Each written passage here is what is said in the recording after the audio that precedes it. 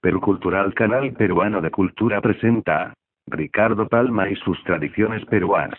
Tradición titulada El Resucitado. Crónica de la época del 32º virrey. A principios del actual siglo existía en la recolección de los descalzos un octogenario de austera virtud y que vestía el hábito de hermano lego. El pueblo, que amaba mucho al humilde monje, conocíalo solo con el nombre de El Resucitado. Y he aquí la auténtica y sencilla tradición que sobre él ha llegado hasta nosotros. Y, en el año de los 37, número apocalíptico y famoso por la importancia de los sucesos que se realizaron en América, presentóse un día en el hospital de San Andrés un hombre que frisaba en los 40 agostos, pidiendo ser medicinado en el santo asilo. Desde el primer momento los médicos opinaron que la dolencia del enfermo era mortal, y le previnieron que alistase el bagaje para pasar a mundo mejor. Sin inmutarse oyó nuestro individuo el fatal dictamen, y después de recibir los auxilios espirituales o de tener el práctico a bordo, como decía un marino, llamó a Gil Paz, ecónomo del hospital, y díjole, sobre poco más o menos: hace 15 años que vine de España, donde no dejo deudos, pues soy un pobre expósito. Mi existencia en Indias ha sido la del que honradamente busca el pan por medio del trabajo. Pero con tan aviesa fortuna que todo mi caudal, fruto de 1000 privaciones y fatigas, apenas pasa de 100 onzas de oro que encontrará vuesa merced en un cincho que llevo al cuerpo. Si como creen los físicos, y yo con ellos, su divina majestad es servida llamarme a su presencia, lego a vuesa merced mi dinero para que lo goce, pidiéndole únicamente que vista mi cadáver con una buena mortaja del seráfico Padre San Francisco, y pague algunas misas en sufragio de mi alma pecadora. D. Gil juró por todos los santos del calendario cumplir religiosamente con los deseos de moribundo, y que no solo tendría mortaja y misas, sino un decente funeral. Consolado así el enfermo, pensó que lo mejor que le quedaba por hacer era morirse cuanto antes. Y aquella misma noche empezaron a enfriársele las extremidades, y a las 5 de la madrugada era alma de la otra vida. Inmediatamente pasaron las peluconas al bolsillo del ecónomo, que era un avaro más ruin que la encarnación de la avaricia. Hasta su nombre revela lo menguado del sujeto: Gil Paz. No es posible ser más tacaño de letras ni gastar menos tinta para una firma. Por entonces no existía aún en Lima el cementerio general que, como es sabido, se inauguró el martes 31 de mayo de 1808. Y aquí es curioso consignar que el primer cadáver que se sepultó en nuestra necrópolis al día siguiente fue el de un pobre de solemnidad llamado Matías Isurriaga, quien, cayéndose de un andamio sobre el cual trabajaba como albañil, se hizo tortilla en el atrio mismo del cementerio. Los difuntos se enterraban en un corralón o camposanto que tenía cada hospital, o en las bóvedas de las iglesias, con no poco peligro de la salubridad pública. Nuestro don Gil reflexionó que el finado le había pedido muchas gollerías. Que podía entrar en la fosa común sin asperges, responsos ni sufragios. Y que, en cuanto a ropaje, bien aviado iba con el raído pantalón y la mugrienta camisa con que lo había sorprendido la flaca. En el hoyo no es como en el mundo, filosofaba Gil Paz, donde nos pagamos de exterioridades y apariencias, y muchos hacen papal por la tela del vestido. Vaya una pechuga la del difunto.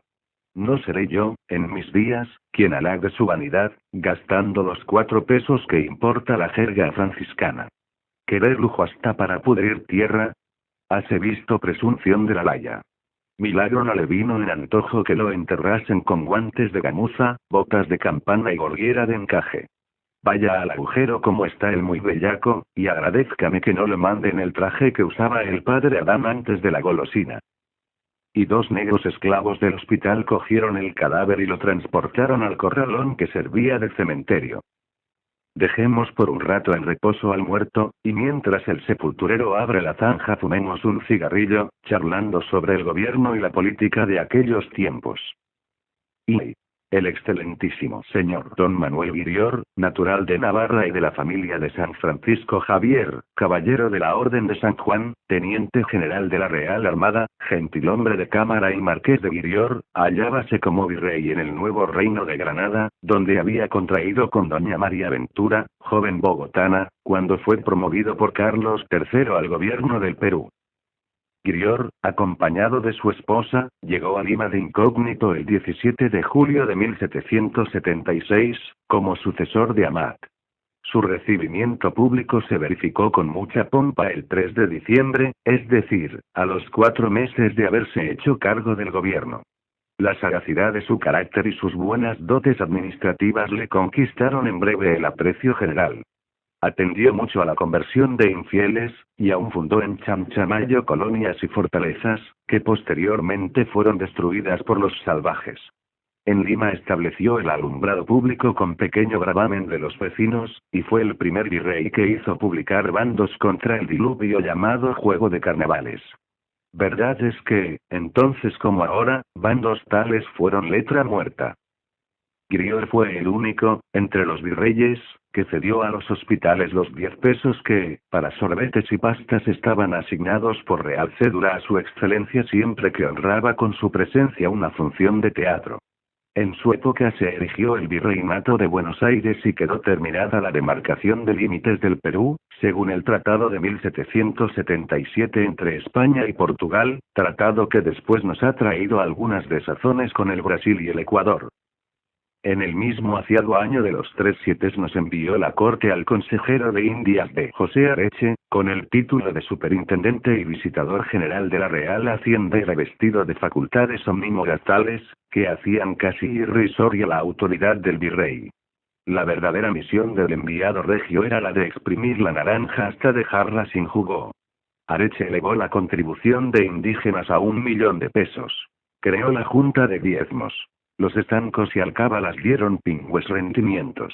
Abrumó de impuestos y socaliñas a los comerciantes y mineros, y tanto ajustó la cuerda que en Huaraz, Lambayeque, Huánuco, Pasco, Huancavelica, Moquegua y otros lugares estallaron senos desórdenes, en los que hubo corregidores, alcabaleros y empleados reales ajusticiados por el pueblo.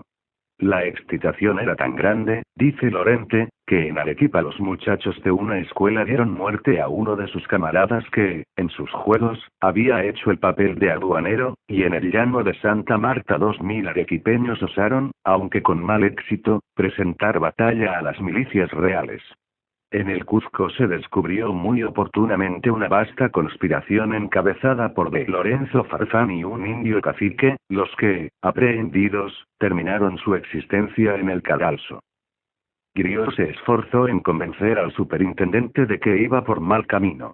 Que era mayúsculo el descontento, que con el rigorismo de sus medidas no lograría establecer los nuevos impuestos, sino crear el peligro de que el país en masa recurriese a la protesta armada, previsión que 2 años más tarde y bajo otro virrey, vino a justificar la sangrienta rebelión de Tupac Amaru.